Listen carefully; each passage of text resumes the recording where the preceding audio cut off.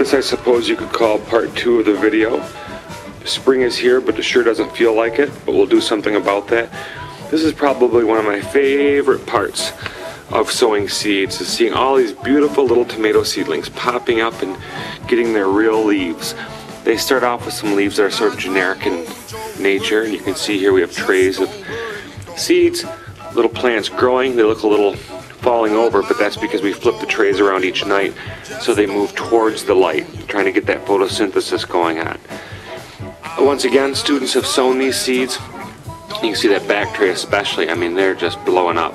These trays were sown early, maybe it was 2 weeks ago, and the other trays, as I move along, were sown at later dates.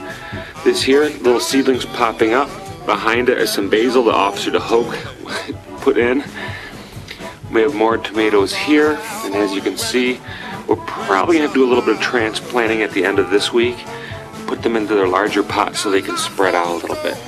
Over here, more tomatoes. This is how they look when they first start popping up.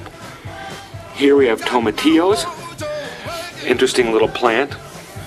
Once again, tomatoes all over the place. More tomatoes. Behind the tomatoes we have some basil popping up again. Over here we have some bergamot. It's hard to see, but right there in the corner, see those little guys? Moving along, some German chamomile that hasn't come up yet. And more tomatoes. One of my favorites here, mortgage lifter. As we're moving along, we have a couple more trays of things that we've sown that have not yet quite germinated.